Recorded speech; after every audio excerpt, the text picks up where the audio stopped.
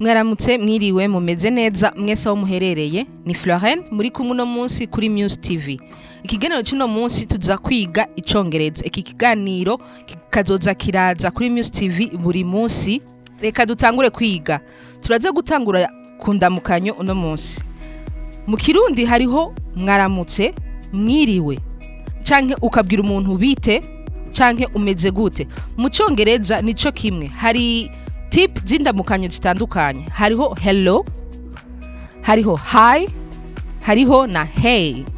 Izo zose ni ndamukanyo zitandukanye. Aho kuri hello urashobora kuvuga ati hello ukaca ushirako n'izina ry'umuntu muriko muravugana. Dufate nk'uri kuvugana n'umuntu yitwa Yakobo. Urashobora kugira hello Jack. Aho mu Kirundi bikaba bisigura bite Yakobo. Bite Yakobo. Hello Jack. Nkuko ushobora kuvuga ati hi Jack. Hi Jack. Bikaba bisigura cyo kimwe nyene bite Yakobo.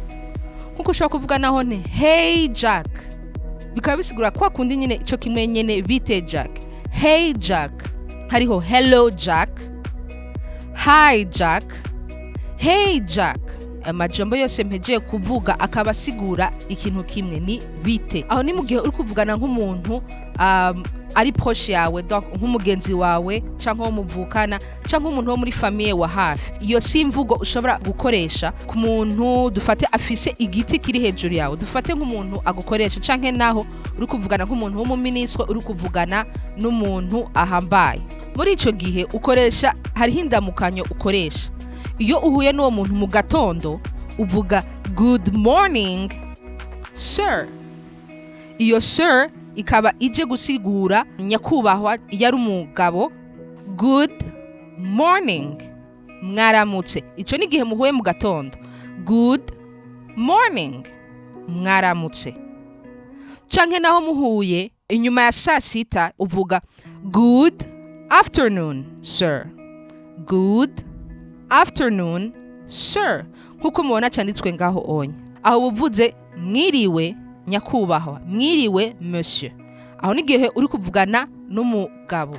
Iyo muhuye ku mugoroba 12 saa moya amasaha ku mugoroba uvuga good evening sir.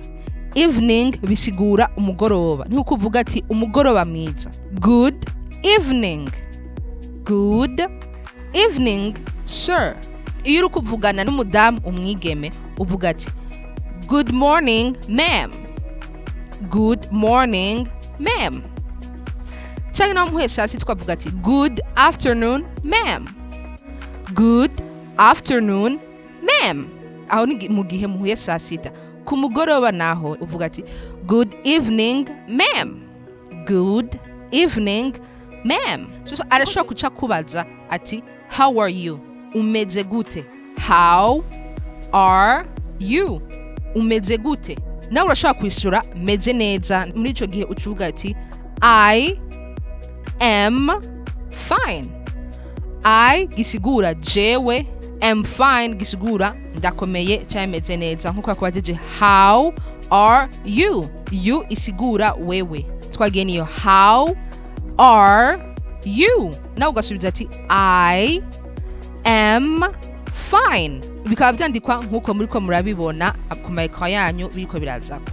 Uno munsi tugeze kuri ayo majambo. Tuzogaruka ku munsi ukurikira twiga ibindi. Ariko ikintu ushaka kubasaba imbere yuko dusozera, mubisubiremwo, muvyumvirize kandi mubivuge. Ushoboye kuronka umuntu muvugana mukabivuga muza murabwirana mugakosorana, byoba byiza kuko uba uri kuriga kuvugana n'uwundi muntu utari kurivugana wenyene. Birafasha cyane. Mwakoze cyane kunkurikira. Yari Florence kuri Muse TV. Mugira umunsi mwiza.